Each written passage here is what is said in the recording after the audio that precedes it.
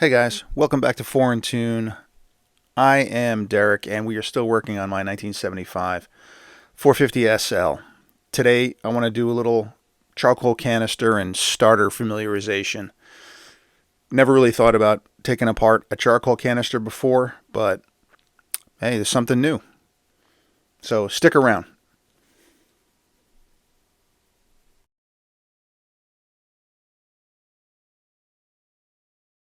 This is the charcoal canister on my 1975 Mercedes 450 SL. Real simple to take apart. This is the bottom you're looking at, and there's just 4 pinch points where the metal was folded back over on itself. So pretty pretty easy to see how it comes apart. Pinch these things back together, straighten them out, and then separate the two metal halves. Pull the bottom out. But when you do, know that the air filter or the filters on the bottom are probably disintegrated at this point, and everything is going to dump all over. The filters at the top of the canister as well were in pretty bad shape. They basically crumbled as soon as I pulled it out. I simply started off with a hammer and chisel, straightened everything out, and then separated them with just a putty knife.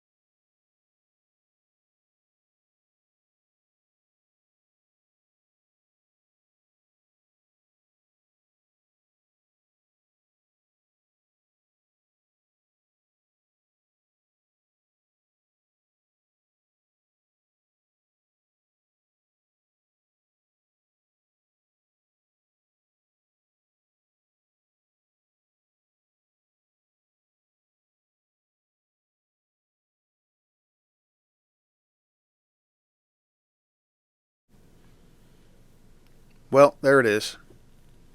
Like I said earlier, there's literally no filter left on this thing on the bottom end. It disintegrated many, many years ago. So, something that I saw someone do once was to make sure all the vapors were burnt up. So, here momentarily, I'll get the torch out and we'll just go through this thing best we can before we simply throw it away.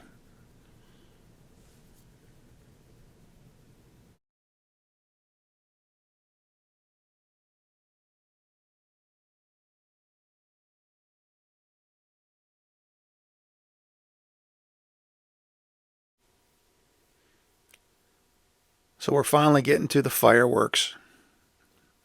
Yeah, kind of uninspiring, but I just wanted to make sure that there were no massive vapors coming out of this thing. If you do this at some point, then make sure you initially light this thing off outside. I've heard stories of some of these flames shooting, 4, 5, 6 feet over the bench. So just be careful with it and work the charcoal around a little bit and burn off any of the vapors that may still be present. I mean, this thing is 50 years old.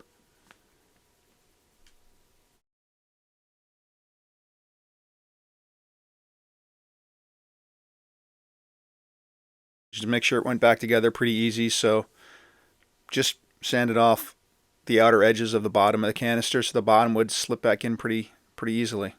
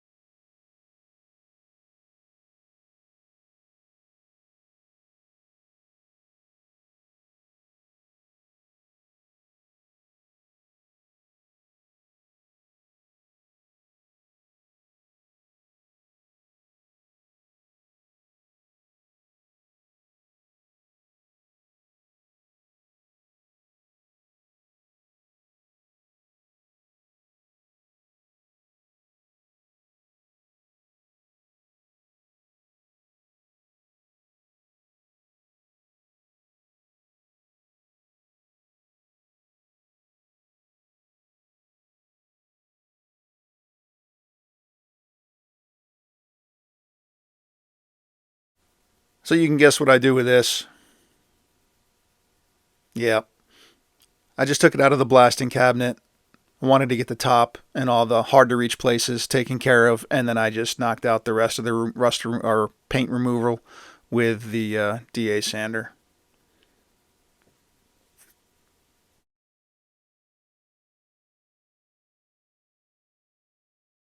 Voila, that's it. A little self-etching primer and then some high heat flat black. I got a an old air filter from Walmart, easy enough to find, and then the charcoal is actually just fish tank charcoal that's activated. Pretty easy to find at any local pet store. I used two of these, I believe 9 ounce. I had three of them, but didn't quite need all three. And as you can see, I just stamped out two forms, two for the bottom and two for the top. Simply pour the charcoal back into it and seal it up.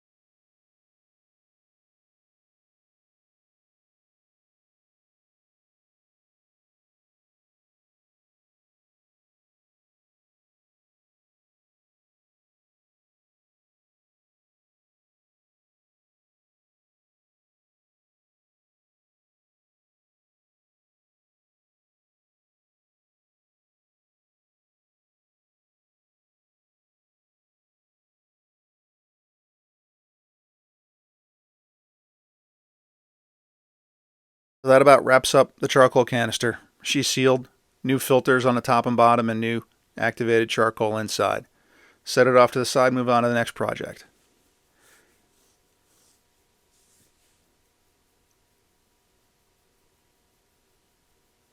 Speaking of the next project, here's my starter. I was happy it actually worked, first of all, but it only worked like at a 40 or 50% level. Clearly, it came out of a junkyard at some point, and it would crank over for probably the first 4 or 5 cranks at normal speed, and then this poor thing would drop to like 40% of what it should be doing.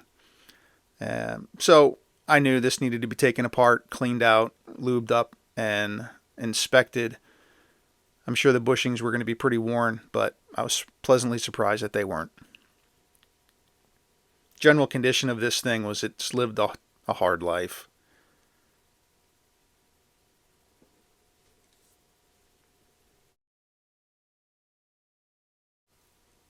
The teeth looked to be in pretty good condition, so I wasn't too concerned about that. The Bendix slid relatively easy.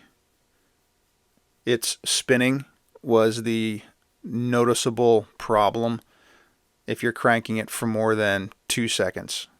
So I wanted to break it down and check it out. So I did get ahead of myself and didn't record as I was taking it apart. I guess I got too focused on trying to figure out how to take it apart. But the little triangle I was just holding up is just a guide for the wires to run through, which this one wasn't even running through it. The two, I don't know, 8-inch, 10-inch bolts that ran all the way through came out pretty easily. This is the cap that went over the end of the, I don't know even what you call the copper coil pack. But it was shimmed, so pay attention. Don't lose any of those shims. And it had a C-clip connected to the end of it, keeping it all locked in place. Little gasket around the outside edge. I guess it seemed to work because the interior of this starter wasn't in bad condition. Wiring all looked good. The bushings actually were in much better condition than I gave them credit for. The Bendix itself, once I got the bolts loosened up anyway, seemed to be in very good condition. I will caution you, when you are taking the 3 long screws out on the end, make sure you use a very well fitting Phillips, and I used a hammer drill or a hammering ratchet, I guess, to get that out.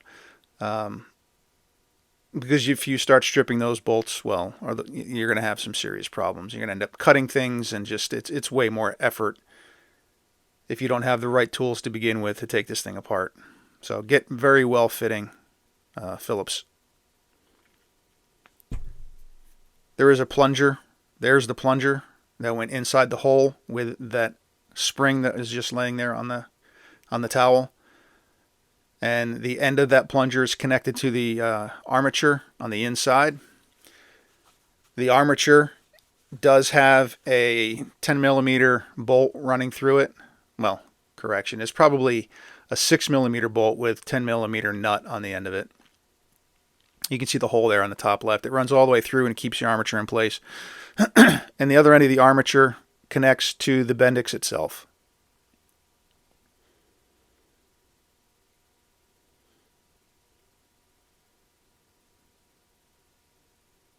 All in all, there's not a whole lot of components inside this thing to make it work right.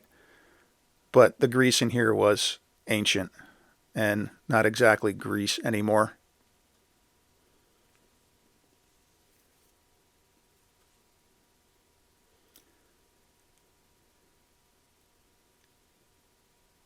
So slight tapping. I used my non-metallic hammer to get the end of the case off. And then the guts pull out on this side.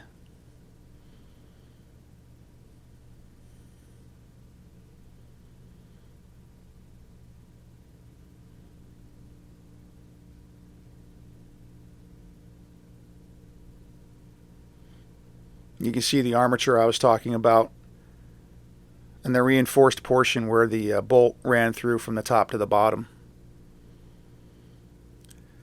And then your little rubber spacer, fill in the gap.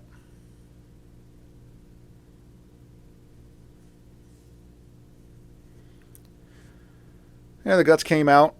We're in pretty good condition. And I just lightly cleaned up the inside.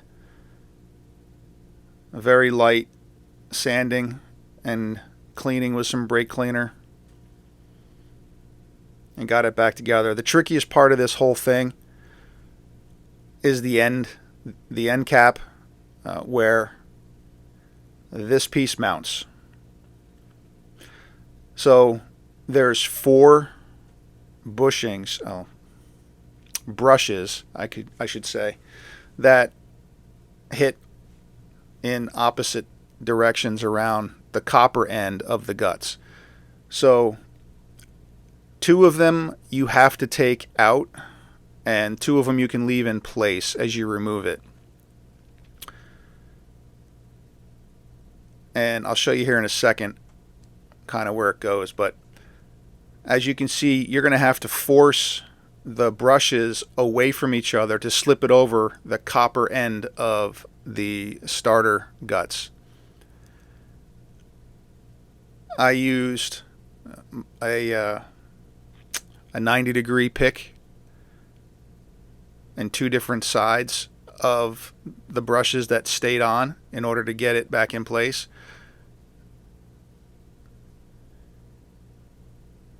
It's fiddly work, but definitely possible.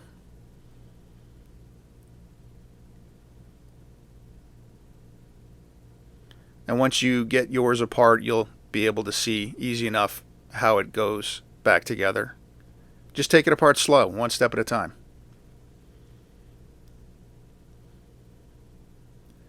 Here are all the parts prior to the cleanup. I think I did initially do some wire wheeling on one or two pieces already, but everything was there and everything was in really good condition. It just needed a lube and a cleaning. So once again, self-etching primer after the wire wheel went after it, and then some high heat flat black, and I think it came out really well. So keep in mind, the three major components that make up the starter's case do need to be all aligned so that you can get those 2, 8, or 10-inch bolts all the way through. So make some marks, take pictures, whatever you got to do, but make sure you keep them all aligned to get those bolts through. And to include the plate on the Bendix side of things, you have to have, there's 2 holes that you can get stuff through. So if I haven't said it already, thanks for watching. I hope you guys get something out of this, get you some familiarization. Don't be afraid to tackle these little jobs. They're not that difficult. I'm Derek, and this is 4 in Tune.